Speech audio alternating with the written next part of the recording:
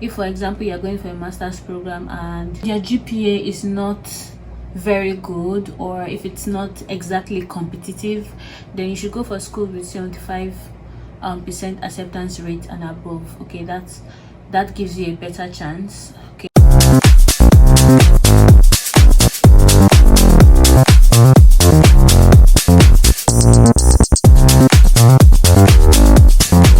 Hello and welcome to my channel. For those of you who are just joining, my name is Esther Aketome and I am so happy to have you here today. Thank you so much for liking, subscribing, sharing, commenting. I appreciate the support. Okay, so in my last video I said I was going to talk about getting a good school in the US. Okay, listen, it's imperative that you know how important getting a good school is. I feel like getting a good school is actually the hardest part, and getting a visa is the trickiest part. We will get to that. But getting a good school is so important. You need to do your research and you need to do it on your own, especially if you don't want to pay an agent. In fact, sometimes agents generally give you schools that they work with, so it's like, you know, generic schools. There are thousands of schools in the US, okay? So you really need to do your research. I'm going to give you some pointers that will help you in your search. The first one would be looking for good schools with high acceptance rates. Okay, so the acceptance rate gives you an idea of how well the institution accepts students. Okay, if you see a school with a 75% acceptance rate, then there's a good chance you will get accepted. I'm not saying there's a 100% chance. I'm saying there's a good chance that you will get accepted. Okay, so I would advise people to go for schools that have like 75% acceptance rate and above, especially if your credentials are not all that. Like if for example you're going for a master's program and your GPA is not very good, or if it's not exactly competitive, then you should go for school with 75% acceptance rate and above. Okay, that gives you a better chance. Okay, also I would advise you to apply to at least 2 schools.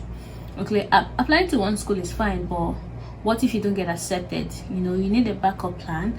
And then if you get accepted into 2 schools, which school has a better package, has a better financial package? Some schools will give you a scholarship after gaining admission. So the next thing that you should be looking at is scholarship opportunities. You have to check all that and see which one is better. You also have to consider the affordability of the school, like the tuition, living expenses. Living expenses is very important, so that will lead me to the next one. The state you're applying to, you have to look it up. Okay, check the living expenses, check the weather. Not everybody can stay in very cold environments. Okay, so check the weather, check if it's a place that you can stay in. Okay, check the demographics. If you are someone that would like to be around let's say people of the same race, or you want to be around people of different race, or you just want to mix up, you want a healthy mix, you know, you want this, you want that, like, so look up the demographics. Another thing I would advise you to look up is crime level. Okay, all these things on Google is your friend. Look it up, check how safe the place is. Okay, look at all those things. I know Google cannot exactly tell you how safe a place is, but it will give you an idea. Make sure you send emails to admissions, like to all the schools you are considering. Even before you start applying, send emails to them. Okay, they are willing to answer. They need students, so they will always answer your questions. Send emails to them. Tell them that you want to know about scholarship opportunities, you want to know about employment opportunities. You have to know all these things beforehand. Okay, it's not just saying, oh, you want to go to this school, and then when you get there you don't know what to do next. You have to know these things beforehand. You know, what plans do they have for international students? You know, like some schools would pick international students up from the airport. You know, if you go to a school where they don't have that service, then when you get to the airport you have to find a way to sort yourself out. Now, many of these services are provided for free. Some schools even provide housing for when you just arrive, before you're able to, you know, blend in with the school environment, because it takes time. So that housing idea is really good. Please ask questions, send them emails, ask questions. It's very, very important. Sending an email is free. I mean, yeah, you use your data, but sending an email is free. They're going to reply you because they need students, and they'll reply you because their customer care is very efficient. Like in many schools, their customer care service is very efficient, so they will definitely reply you. And no matter how foolish you think your questions are, they will be cautious enough in their reply. So please send emails. If you have a concern, if you have a question, send them emails. Okay, I cannot overstress that, but please ask all the questions. It's easier for you when you're going to a state where you know someone, but that doesn't mean you have to go to a state where you know someone. If you don't know someone, it's fine. That's why I said you should ask questions. If you don't know someone, you can make arrangements before you get there, you know, arrangements on where to stay and all that stuff. So it's okay if you don't know someone in a particular place you are going to. It's fine, you'll be okay.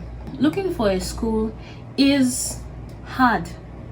Okay, don't just choose a school because your friend said, oh, I am in this school and it's good for me. There are different departments in a school, so looking for a school is hard. It's hard work, but if you can take the time to look for a good school, you will be glad you did it. So just settle down. Don't ask someone to help you look for a school. You know what you want. You know specifically what you want. So look for a good school, settle down. Now here's a way to search. If for example you want to go to a school in Texas, you can put in most affordable universities in Texas. You will see so many options pop up. Then if you want to go to a school in Idaho, for instance, you can say most affordable universities in Idaho. Or you can say, if for example you're going to study communication, you can say universities that offer communication in Utah, for instance. You understand? So there are keywords you can use in this search that will help you. If you have other questions, my DM is open on Instagram. You can send me a DM on Instagram at Eslogin, and you can also drop a comment here. If there's something else you need me to talk about, or if there's something I spoke about here that you need me to emphasize on, let me know in the comment section. So in my next episode, I'll be giving you hacks on how to save money in the application process. Trust me, you don't want to miss that, because it's going to show you how you can get value for less. So I will give you hacks on how to save money, and why you wouldn't even be needing an agent. Anyway, I'll give you all that in the next episode. So thank you so much for subscribing to my channel and for watching. Please remember to share and subscribe. Thank you.